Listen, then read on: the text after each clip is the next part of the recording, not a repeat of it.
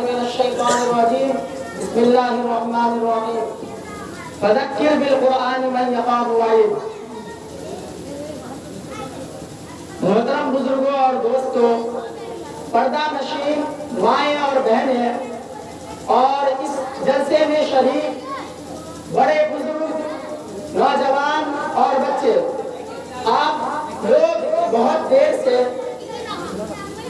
اس programme کو سن رہے ہیں اور نعت خوانی بہت دیر سے ہو رہی ہے، اس لیے اس پروگرام کے رخ کو دوسری دنیا میں لے چلتے ہیں اور وہ تقریر کی دنیا ہے۔ محترم بزرگوں اور دوستوں، مدرسے کے اندر جیسا کہ آپ کو پتا ہے قرآن کریم کی تعلیم دی جاتی ہے، حدیث نبوی کی تعلیم دی جاتی ہے۔ قرآن کریم اللہ تبارک و تعالیٰ کا کلام ہے، قرآن کریم اللہ تبارک و تعالیٰ کی باتیں ہیں۔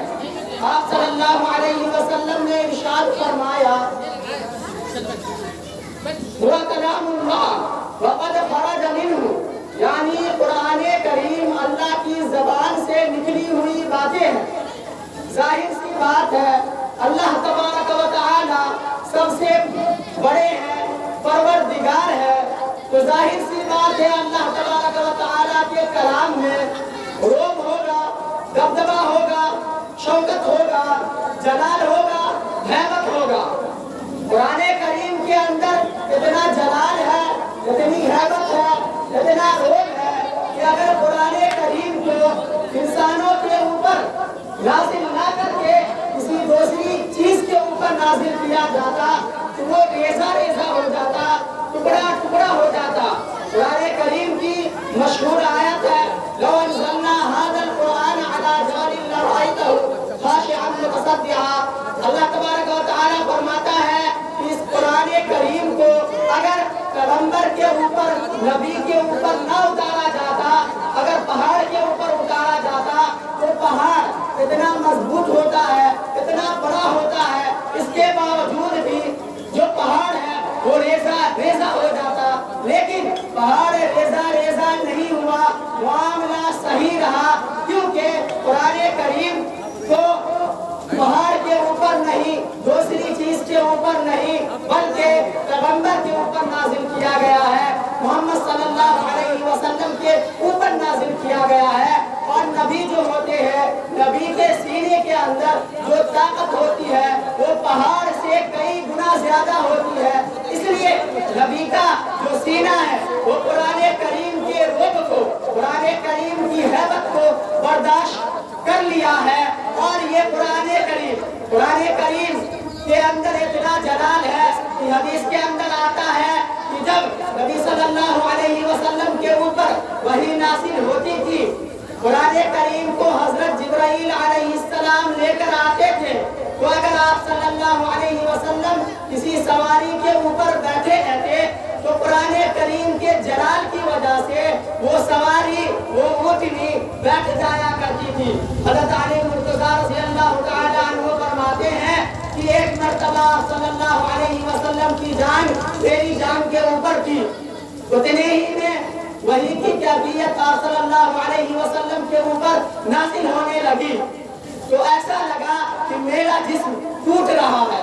ایسا لگا کہ میرا جسم ٹوٹ رہا ہے۔ اسی طریقے سے قرآن کریم کا اتنا جلال ہے، اتنا روب ہے کہ حضرت عائشہ رضی اللہ تعالی عنہا فرماتی ہے کہ سخت سردی کا موسم ہوتا، کڑاکے کی ٹھنڈی ہوتی، اتنے کڑاکے کی ٹھنڈی میں بھی جب آپ صلی اللہ علیہ وسلم کے پاس حضرت جبرائیل علیہ السلام قرآن کریم کی کوئی آیت لے کر آتے تو آپ صلی اللہ علیہ وسلم کے جسم مبارک سے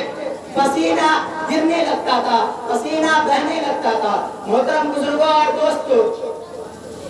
قرآن کریم آج ہم اپنے معاشرے میں، اپنے سوسائٹی میں اپنی اولاد کو، اپنے رشتہ دار کو ہر چیز بناتے ہیں، ڈاکٹر بناتے ہیں، انجینئر بناتے ہیں، اسپیکر بناتے ہیں، رپورٹر بناتے ہیں، وکیل بناتے ہیں، جج بناتے ہیں، لیکن آپ کو پتہ ہونا چاہیے کہ انجینئر جو بنتا ہے اس کتاب کو لکھنے والا انسان ہے، ڈاکٹر جو بنتا ہے اس انسان کو لکھنے والا انسان ہے، اسپیکر جو بنتا ہے اس کتاب کو لکھنے والا انسان ہے، رپورٹر جو بنتا ہے اس کتاب کو لکھنے والا انسان ہے، وکیل جو بنتا ہے کتاب کو لکھنے والا انسان ہے، جج جو بنتا ہے کتاب کو لکھنے والا انسان ہے۔ لیکن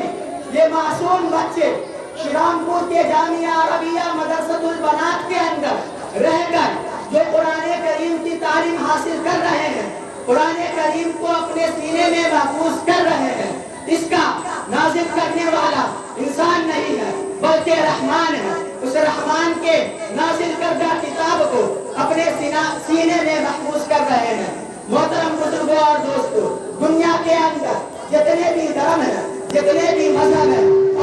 آپ ان دھرم گروؤں کو، ان مذہب کے جو دھرم گرو ہیں، ان کے جو بڑے لوگ ہیں، ان کے جو پادری ہیں، جو فادر ہیں، ان سے پوچھئے کیا تمہاری کتابیں پوری کی پوری تمہارے سینے میں محفوظ ہے؟ آپ یہودیوں سے پوچھئے کیا تمہاری کتابیں سینے میں محفوظ ہے؟ آپ نصرانیوں سے پوچھئے کیا تمہاری کتابیں پوری کی پوری تمہارے سینے میں محفوظ ہے؟ آپ قریانیوں سے پوچھئے، سریانیوں سے پوچھئے، بدھسٹوں سے پوچھئے کیا تمہاری کتابیں پوری کی پوری تمہارے سینے میں محفوظ ہے؟ سب کا جواب آئے گا نہیں، پوری کتاب ہمارے سینے میں محفوظ نہیں ہے۔ لیکن آئیے آپ ہمارے مدرسے میں آئیے، جامعہ عربیہ مدرسۃ البنات کے اندر آئیے، آپ کو 8 سال کا چھوٹا معصوم بچہ، 10 سال کا چھوٹا بچہ، 12 سال کا لڑکا آپ کو پورا قرآن کریم سینے میں محفوظ کرتا ہوا نظر آئے گا۔ پورا قرآن کریم اس کی زبان پر پڑھنے کے لیے بولیے، پڑھا کے مار کر فٹافٹ پڑھ۔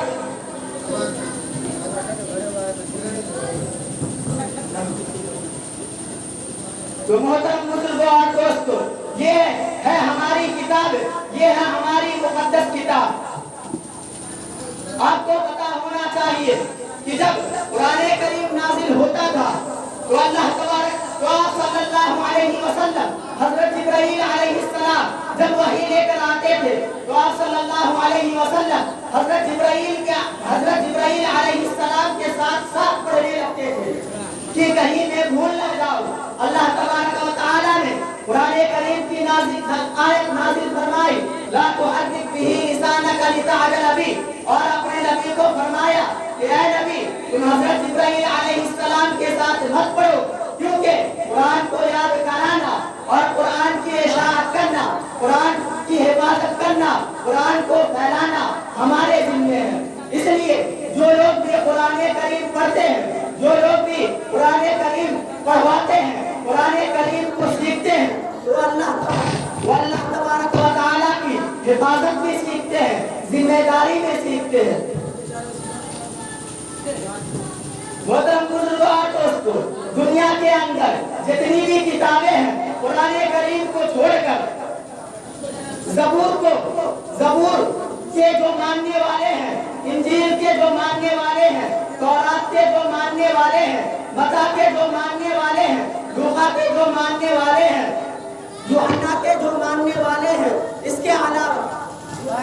کے علاوہ جتنی بھی کتاب ہے ان کتاب کو اکٹھا کیجیے اور سمندر میں ڈال دیجیے۔ پھر 1 مہینے کے بعد، 1 سال کے بعد آپ کہیے کہ انجیل آ جا مجھے سنا، زبور آ جا مجھے سنا،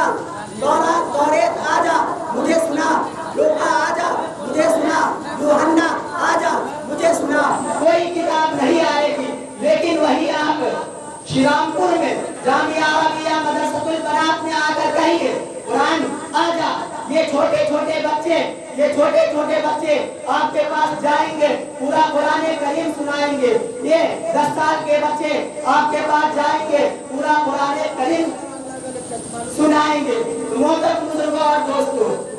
جس طریقے سے ہم اپنی اولاد کو ڈاکٹر بناتے ہیں، مادی ضروریات فراہم کرتے ہیں، جدید تعلیم دیتے ہیں،